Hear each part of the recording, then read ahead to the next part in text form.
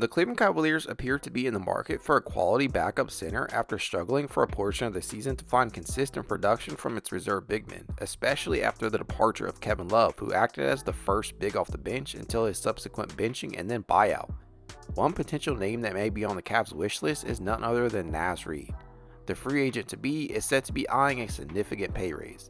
It is widely believed that he is seeking around $10 million annually after turning down a contract offer from Minnesota prior to the deadline.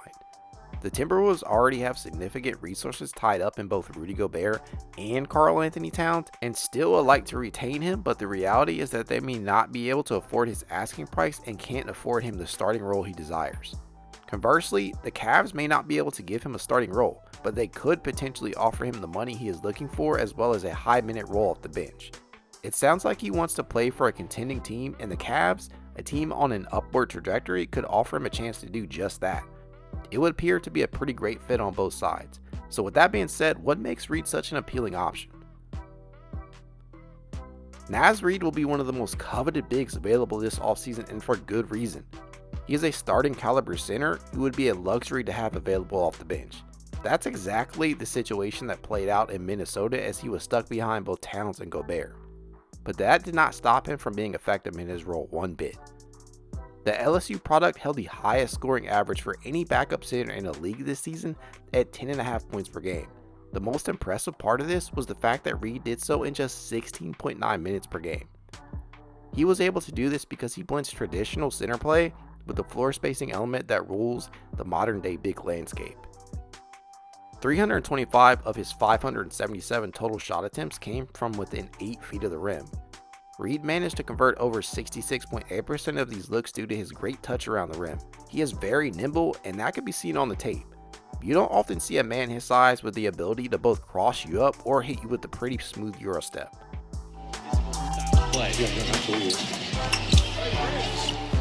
But the most tantalizing aspect of his offensive skill set is his ability to space the floor.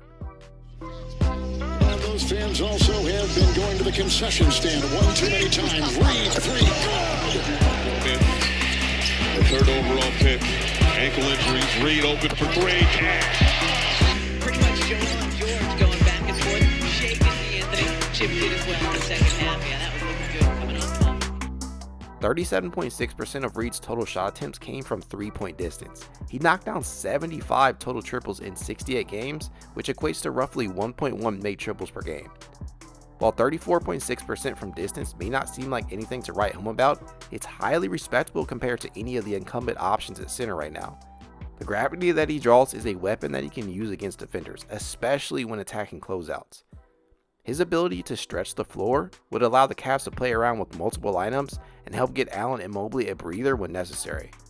The biggest gripe with the current frontcourt is the overall lack of spacing between them.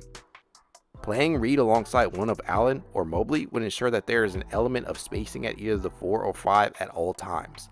He would be the perfect complement to this Cavs frontcourt. Listed at 6'9" and over 260 pounds, Reid can bully his way to the rim or step out onto the perimeter and knock down jumpers. His offensive versatility would be an amazing fit and would help provide the much needed gravity that this team is lacking out of its bigs. As for boards, Reid may never be among the league leaders. He is, however, a quality rebounder.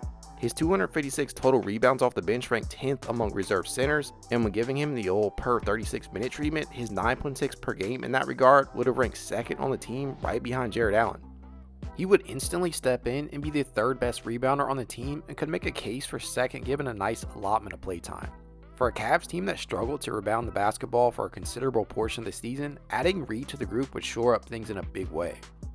An underrated part of his skill set is his ability to facilitate. Reid ranked within the 91st percentile in usage rate at 22.2%. He ranked 9th among reserve centers with 57 total assists this year.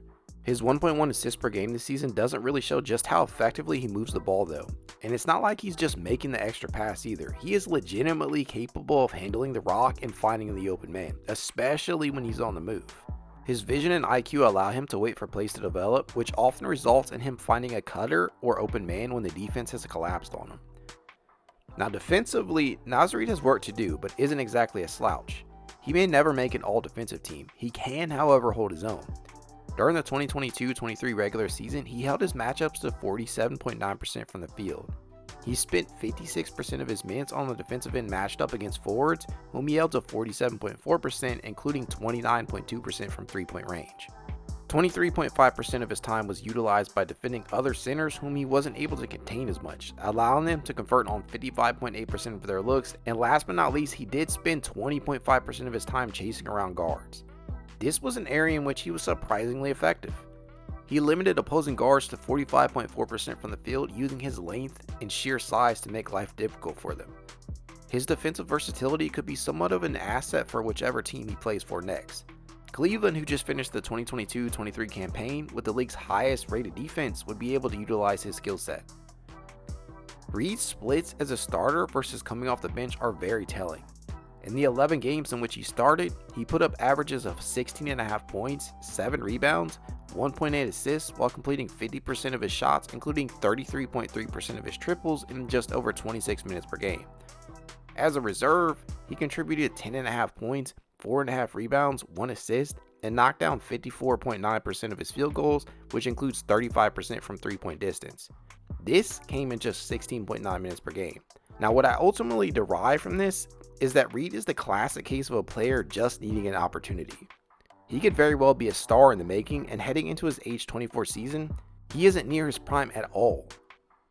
This will be Reid's first time hitting unrestricted free agency, and where he lands next will likely be a case study into what a player values most. Time will tell if Cleveland is on his radar. And now dribble Reid, the poster.